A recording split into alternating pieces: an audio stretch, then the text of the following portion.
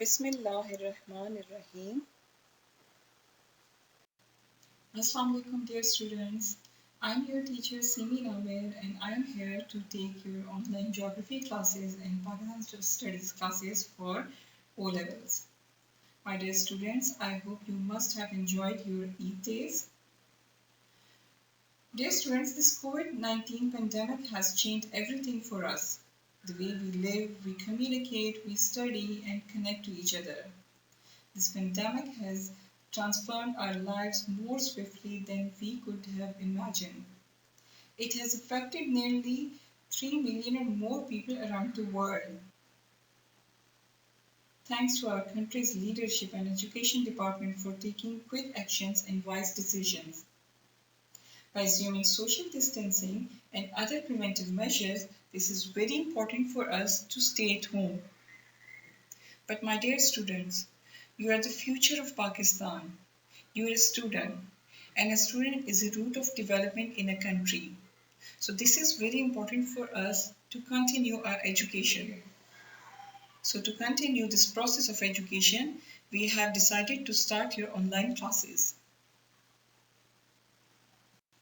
Before proceeding to the lecture, I want to share some classroom rules. Dear students, you should have your book and notebook. Keeping some important stationery. Be attentive. You should have a comfortable sitting. Note down all the important points. Do your assignments properly, neatly on time, and draw neat diagrams. Thank you. This is my first lecture for grade Prio, and we would start with your history book, which is the history and culture of Pakistan. So we will start with the first chapter. This is your first term syllabus. Chapter number 1. How successful were the religious thinkers in spreading Islam in the subcontinent during the 18th and 19th centuries? This is your first chapter. We will do it now. And the second chapter is what were the causes and consequences of the decline of the Mughal Empire? And the third chapter is what were the causes and consequences of War of Independence 1857 and 1858.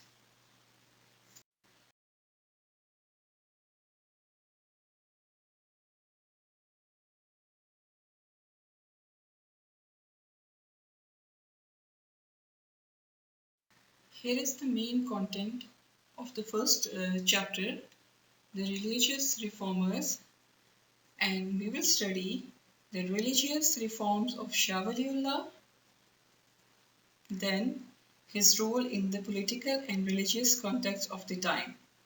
The next one is Sayyid Ahmad Bareilly and the revival of Islam in the subcontinent. And then the Jihad movement and the Mujahideen. And the third one is Haji Shariatullah and the Faraizi movement. Let's start with the religious reforms of Shah Waliullah.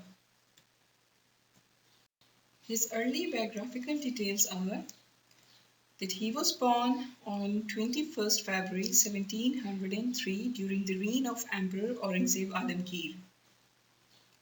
His real name was Qutbuddin, but he later became known as Shah Waliullah because of his piety. Piety is the quality of being religious. So he was a religious man. That's why he got the name Shah Waliullah. His father was Shah Abdur Rahim, who founded the Madrasa Rahimiyya in Delhi. When his father died in 1718, Shah Waliullah began teaching at the madrasa. In 1724, Shah Waliullah went to Arabia to perform Hajj and to further his studies. He studied under the famous scholar Sheikh Abu Tahir bin Ibrahim before returning to Delhi in 1732.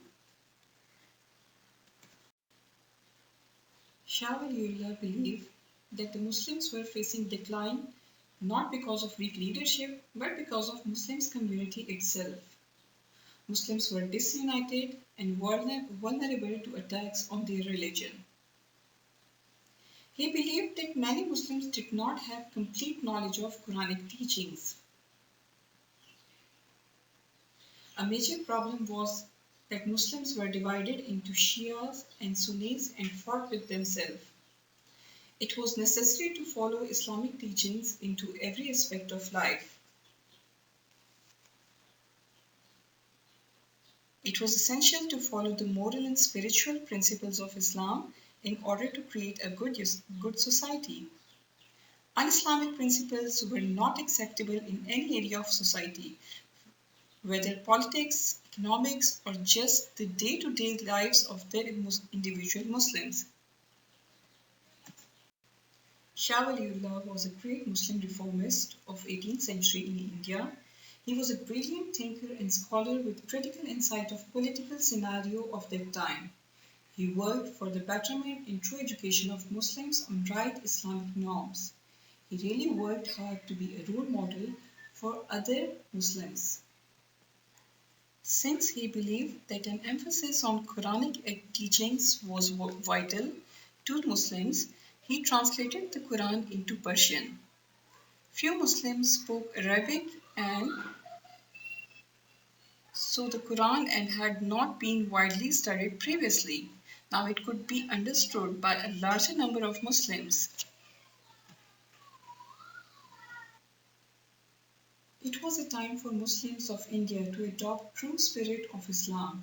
This is because of their religious decline. Muslims of India were facing decline in social, political, and economic aspects as well. He wrote almost 51 books in Persian and Arabic. He wrote these books on various subjects. He trained a group of ulama to spread the true knowledge of Islam. He opened many branches of his school in Delhi to spread his school of thought. His versatility was his main asset. He worked on every prospective field which could raise the standard of Muslims as a nation or individual entity. He laid the foundations of all political, religious, and intellectual movements which would initiate in Indian subcontinent by Muslims in future. He was an authentic scholar of Islam. He had a great understanding of Quran and Hadith. He also gave many economic theories which gave reasons which became the cause of decline of Muslims. Politically, Shah Waliullah was a vibrant personality. He ran a political movement of its kind in India. He tried to unite Muslims as a single entity. His main political agenda was a retained Mughal empire. He became the cause to invite Ahmad Shah Abdali to India in order to fight Marathas who were undermining Mughal rule at that time. Thought his efforts to maintain Muslims' rule in India did not capitalize, but it would provide an insight for future political, intellectual, and religious movements in India.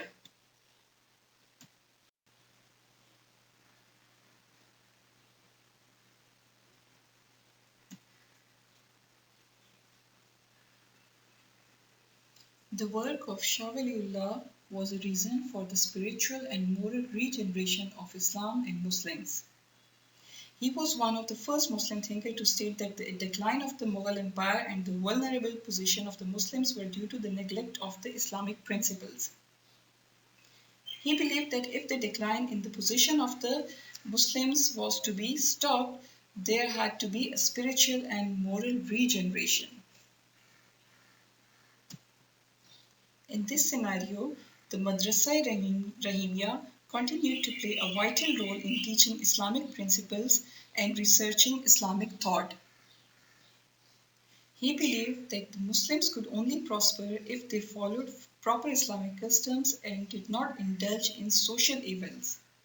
So his writings in Persian and his translation of Quran in Persian made Islamic teachings available to all, or we can say large number of Muslims who had not been able to understand Arabic. He also showed that the Muslim revival could only take place if there was an acceptance that sectarian division was to stop. He tried to build bridges between the different Muslims, sects, and to unite the community. He tried to do this by organizing opposition to the Marathas and uniting Muslims by emphasizing the importance of jihad against a common enemy. His influence continued long after his death. Not only did his writings survive and translated in many languages, but the Madrasa-e-Rahimiyya continued to flourish as his sons carried forward his work and teachings. Many future Islamic The next Islamic reformer was Sayyid Ahmad Barelvi, and he really struggled for the revival of Islam in the subcontinent. So here is his biography. He was born near Lucknow in a small town of Rai Bareli in 1786. His father died when he was young. In 1806, he went to Delhi and enrolled in Madrasa Rahimiyya. For 2 years, he studied under the sons of Shah Waliullah. He learned the Holy Quran and Hadith. He was the man of action, then a scholar. In 1810, he joined the forces of Nawab Amir Khan, a Pathan military leader. During this period of life, he learned the use of European weapons. He made himself so perfect that he was given the command of a group of soldiers. Due to his piety, he was also made responsible for leading the troops in prayers. In 1817, Sayyid Ahmad Barelvi was returned to Delhi, where his work became important in trying to restore Islam to its original purity. As a man of action, he believed that the freedom of Muslims could only come as a result of armed struggle against the foreign and non-Muslim forces which were oppressing them. He also believed that there was a need to end the evils that had corrupted Islamic society. He founded the Jihad movement, which called for armed struggles to overthrow non-Muslims' oppression and restore Muslim power. He believed that once this was done, Islam could be rejuvenated or restored and rescued from beliefs and customs to Islamic beliefs which had crept into everyday life.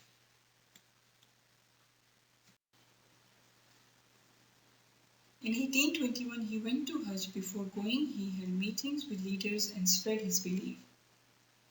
He started Jihad movement against non-Muslim oppression. He believed that once this was done, Islam could be restored. He toured the Punjab and North frontier to enlist the men to fight with Sikh community. He travelled thousands of miles to raise the Mujahideen force. He established his headquarters near Peshawar and sent a message to Ranjit Singh that he must allow Muslims freedom of worship or face the Mujahideen force. He fought many battles against the community, but his army was defeated because of bribery of Mir Muhammad Khan and his servant. He started a great jihad movement. This movement arranged a power for the struggle of freedom in Muslims which produced a spirit of survival. He selected a particular way on the command of his spiritual guide Shah Abdul Aziz and devoted himself in the preparation of the Holy War. He started a national movement for this purpose in 1818 and organized this movement after his arrival from Hajj as the Mujahideen movement in 1831. He wanted to make the Muslims as the true lover of Islam. For this purpose, he started this jihad movement. The purpose of this movement was to revive the teachings of Islam and prepare the Muslims to pass their lives simply according to the teachings of Islam, to protect the Muslims against such acts and ideas which are contrary to Islamic values. The work of Sayyid Ahmad Barelvi had been very influential because it was the first example in Indian history of a movement formed to free the Muslims from the tyranny of non-Muslim or foreign rulers. It was not a movement in order to place a particular leader in power, but instead to achieve religious and spiritual freedom. The Jihad movement was a uniting force for Muslims. Many of Sayyid Ahmad's soldiers had been spiritual leaders or teachers. The fact that they were prepared to die for their cause was an inspiration to all Muslims. The Jihad movement is regarded by many historians as the forerunner of the Pakistan movement in India. Sayyid Ahmad's efforts were an inspiration to all Muslims in defending their religion, their culture, and their freedom. So, here is your first assignment. All of them are short questions. What did Shah Waliullah think were the main causes of the problems of the Muslims? This is your first question. Your second question is what role did he play in opposing the Marathas? So this is again the question is for Shah Waliullah. And the third question is what influence did Sayyid Ahmad Barelvi exert in the revival of Islam? So all these three questions are short questions. Make your answer, create your answer. I'll give you reviews in the next lecture. Thank you. Thank you so much, dear students, for watching this video. Um, if you have any confusion, any questions, I'll entertain all your queries. Please drop your queries or questions in the comment box. I'll give you the answers, inshallah, in the next lecture. See you soon. Bye.